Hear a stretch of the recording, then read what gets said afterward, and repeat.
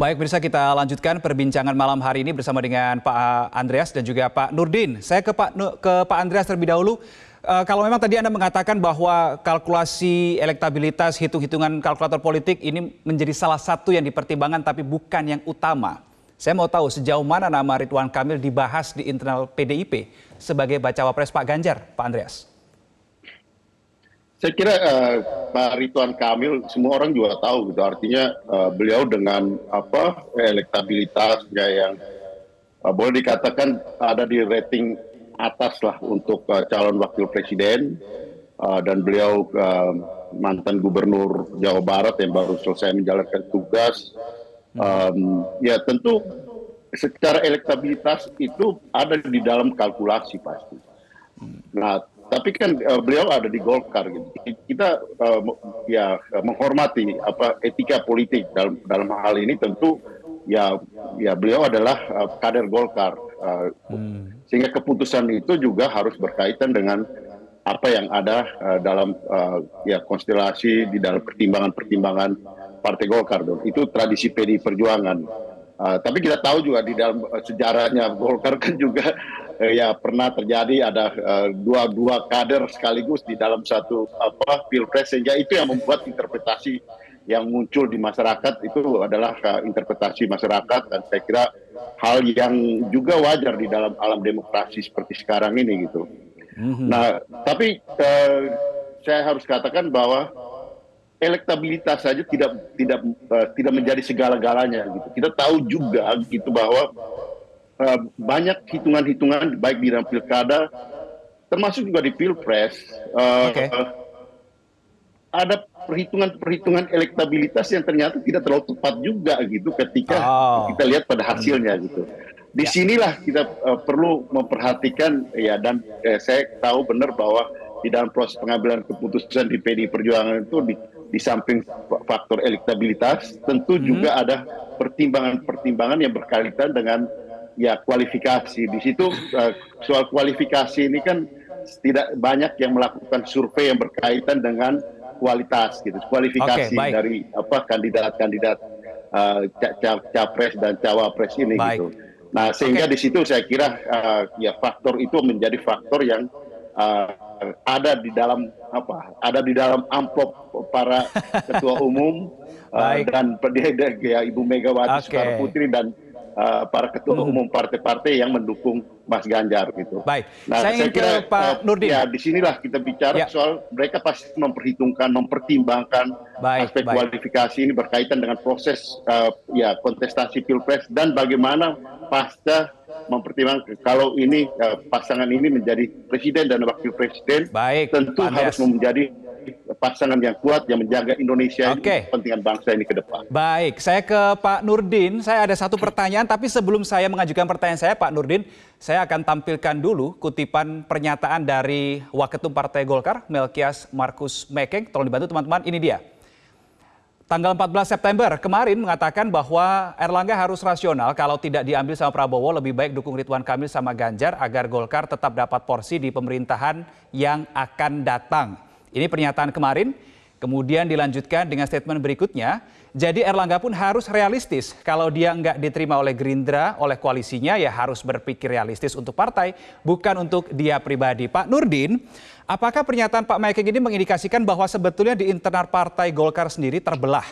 Ada yang berjuang menjadikan Pak Erlangga sebagai cawapres, tapi ada juga yang lebih cenderung, lebih condong agar Ridwan Kamil ini yang jadi cawapres, tapi di kubu sebelah. Sampai saat ini tidak ada keterbelahan dan tidak ada perpecahan. Kita masih satu kata dengan sikap dan tindakan, baik tim yang dibentuk oleh Ketua Umum Pak Erlangga untuk melakukan lobby maupun Ketua Umum sendiri Pak Erlangga, karena beliau adalah mendapatkan mandat daripada Munas untuk menentukan daripada calon presiden dan calon wakil presiden termasuk daripada koalisi. Nah, sekarang Pak Erlangga telah memutuskan untuk mendukung Pak Prabowo, maka tidak akan ada permainan dua kaki oleh seluruh fungsionaris partai di dalam melakukan upaya-upaya lobby-lobby politik di dalam memperjuangkan daripada calon presiden. Nah, setelah calon presiden ditetapkan oleh Pak Erlangga dan nanti akan dibawa ke dalam forum Rapimnas Rapat Pimpinan Nasional bersama dengan penetapan wakil presiden dan koalisi, saat ini tetap kita berjuang terus untuk menjadikan Pak Erlangga sebagai cawapres daripada Pak Prabowo. Kenapa? Karena dengan Pak Erlangga, dengan secara objektif maupun subjektif, dia paling ideal untuk menjadi calon wakil presiden daripada menjadi cawapres daripada Pak Prabowo. Secara objektifnya kita lihat Pak Partai Golkar memiliki infrastruktur, kekuatan caleg-caleg maupun anggota DPR sekarang kita pemenang partai nomor 2 maupun dalam kapasitas sebagai Menteri Perekonomian yang telah menjaga stabilitas ekonomi kalau waktu terjadi pandemi. Nah ini pasangan yang sangat ideal dan yang paling penting adalah Pak Prabowo sudah menyatakan bahwa kita akan menjaga dan kita timnya Pak Jokowi untuk keberlanjutan dari pembangunan Indonesia. Nah dua pasangan sebetulnya adalah pasangan yang sangat ideal untuk membangun Indonesia lebih baik di masa-masa mendatang. Nah oleh karena itu maka tidak ada keterbelahan, tidak ada perpecahan. Sekarang tetap kita semua fungsionaris Partai Golkar memperjuangkan Pak Erlangga.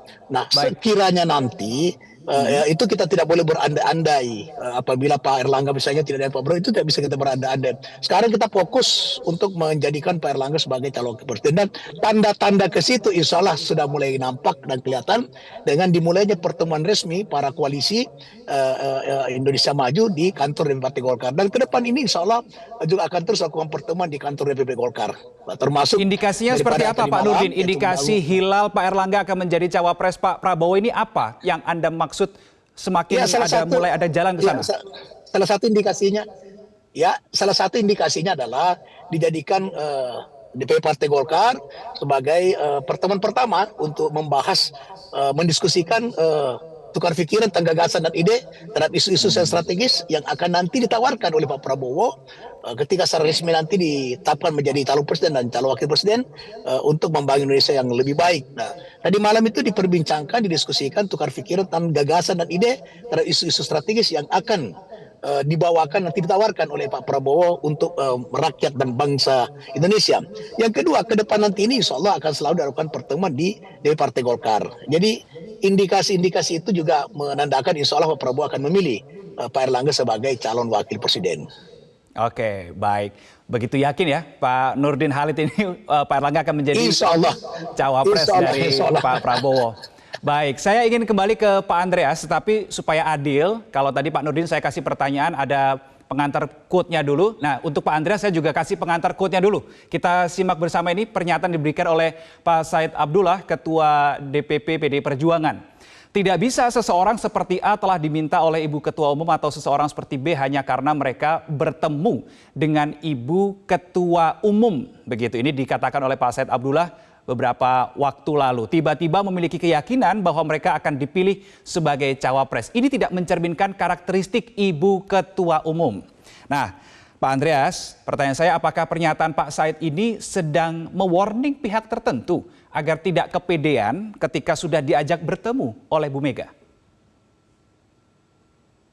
Setahu saya pertemuan kemarin, artinya pertemuan itu dalam kapasitas Pak RK, Pak Kang Emil yang mantan gubernur yang pernah atau yang sudah dan sedang menginisiasi untuk pembangunan Monumen Bung Karno.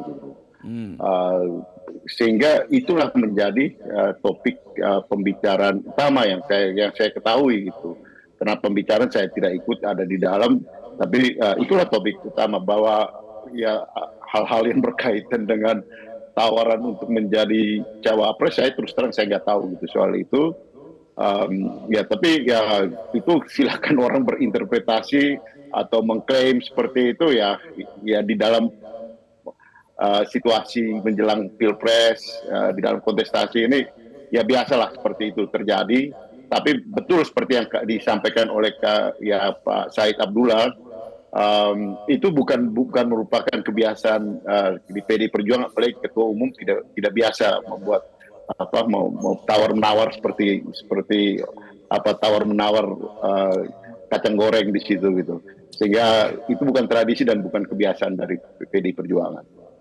Oke, berarti ketika bertemu Anda pastikan tidak ada obrolan soal cawapres ya, Pak Andreas? Setahu saya pembicaraan itu lebih untuk hal yang berkaitan dengan pembangunan Monumen Bung Karno itu. Oke, baik. Pak Nurdin, tadi Anda mengatakan bahwa Pak Ya. Erlangga ini adalah, Anda hakul yakin betul bahwa Pak Erlangga ini adalah sosok bacawa pres yang cocok untuk Pak Prabowo. Tetapi gini, kalau kita lihat hasil Pilpres 2019, Pak Nurdin, Pak Prabowo ini butuh penguatan di Jawa Timur.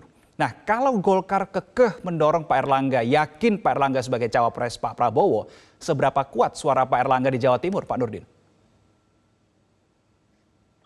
Kita tidak hanya bisa berbicara Jawa Timur, itu Jawa Timur memang salah satu faktor penentu. Tapi yang perlu diketahui bahwa Pak Erlangga itu adalah ketua umum Partai Golkar, di mana Partai Golkar memiliki infrastruktur dan kekuatan sumber daya manusia yang luar biasa, yang bisa mensupport secara penuh dan sangat solid ketika Pak Erlangga menjadi calon wakil presiden.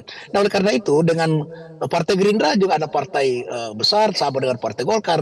Dengan kedua partai ini apalagi dengan PAN, ditambah lagi PBB, Partai Gelora, partai baru yang juga sangat dinamis dan juga dengan sumber daya manusia yang sangat militan juga. Saya yakin sekali bahwa ketika Pak Prabowo memilih Pak Erlangga, maka kekuatan Partai Golkar di semua aspek, di semua struktur partai itu akan solid untuk memenangkan daripada Pak Prabowo maupun memenangkan pileg. Jadi tidak kita hanya berbicara Jawa Timur.